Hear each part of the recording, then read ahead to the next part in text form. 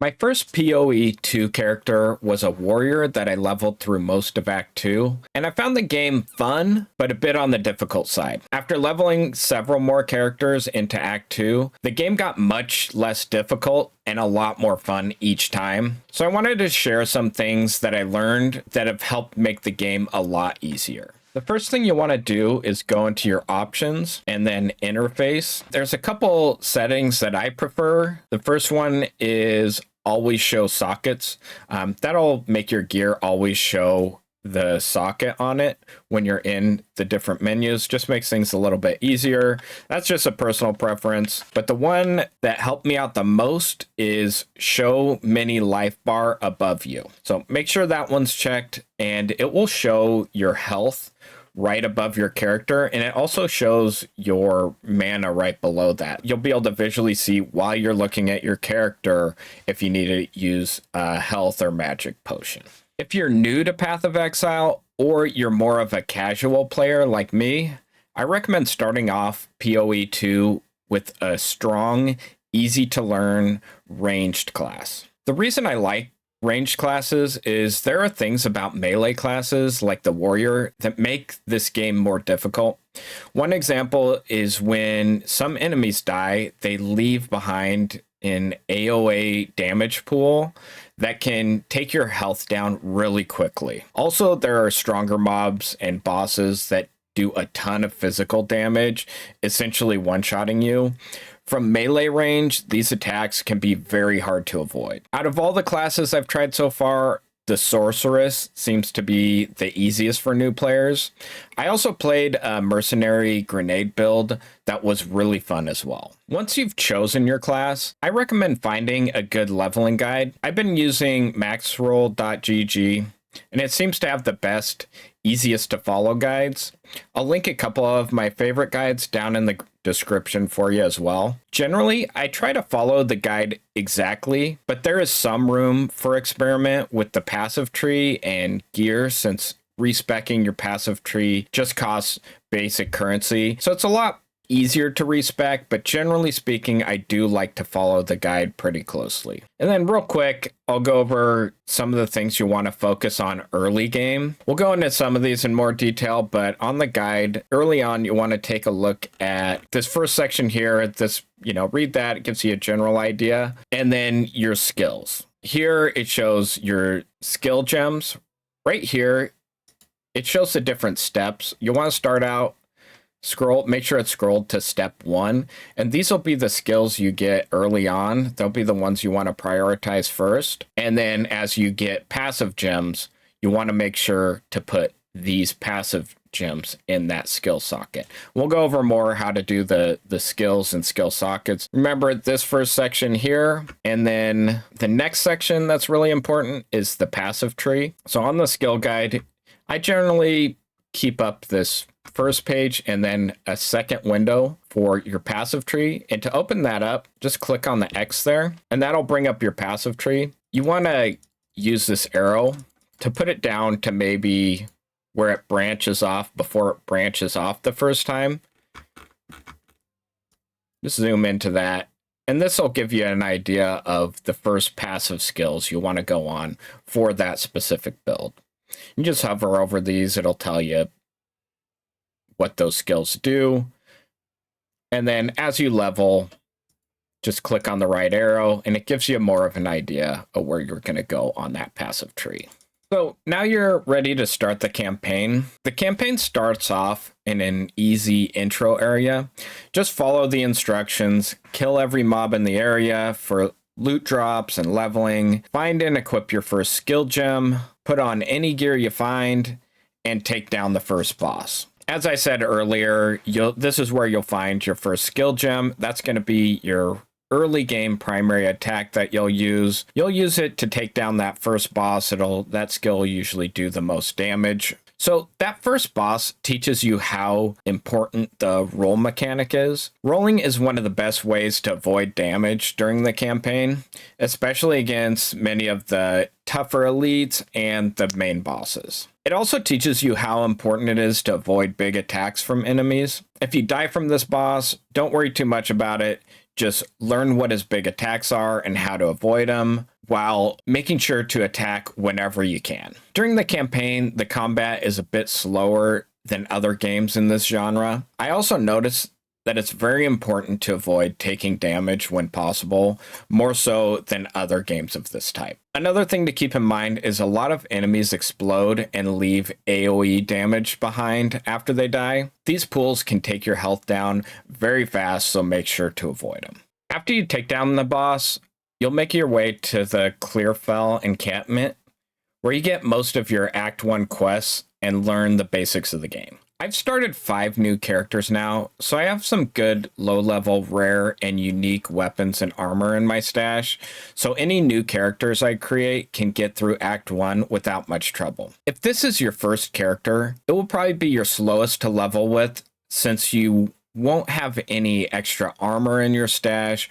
or extra money to buy gear with. Weapons and armor are extremely important in PoE 2, especially early in the game. Real quick, I'll go over the basics of gear in PoE 2. You get a ton of weapons and armor, but a vast majority of it you don't really need. Early on, you start off with no armor.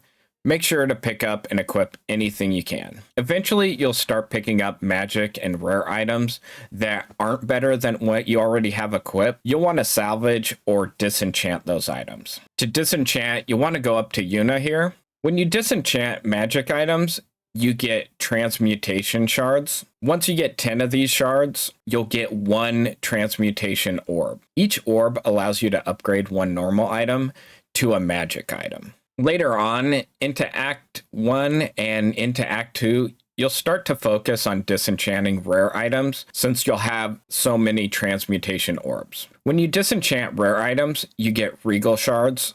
10 regal shards, you get a regal orb. Regal orbs are used to upgrade magic items into rare items. Just as a quick reference, you have your regular items here. They're going to be the ones with the white text. Then the ones here, the blue text, that's going to be your magic items. And then when you see the yellow text there, that's going to be your rare items. Early on in the game, you'll want to equip and upgrade all the gear you find. It will make the game infinitely easier. You can also upgrade all of your common items, including weapons, armor, any trinkets you get, even potions. Anything that you equip onto your character can be upgraded to a magic item. Just real quick, I'll show you how to upgrade. Just hit the X button there, go over to the item you want to upgrade. Here's a normal item. Hit X to apply, and now you've got a magic item, and it gives you 1 special ability. Right here, we got plus 9% to lightning resistance. If you have some extra cash early on, you can go up to one of the vendors, check out what gear they have. A lot of times you can find cheap, or especially early in the game, you can find cheap socketed items, rare items, or you can find quality items. So the socketed and quality items, you can buy those and salvage them. And if you want to find quality items, just type quality into the search. There aren't any here, but it will highlight it. So a quality item, it'll say somewhere up in the description, something like plus 6%. So quality items, you can see here, quality plus 20%. It can be as low as, I think, 6 plus 6%. You can take those quality items and salvage them. And this is going to be over at your salvage bench. You'll want to make sure to pick up any quality or socket items that you come across during the campaign. You'll use what you get from those a lot more later in the game. And one thing that's cool is if you salvage an item that has quality and a socket, you get both Armorer's Scrap and Artificer's Shard. The Artificer's Shard, once you get 10 of those, you get an Artificer's Orb. And these orbs you can use to add a socket to one of your weapons and armor. Early on, you're not going to use this much. It's good to save those until you get some rare and unique items that you want to add sockets to.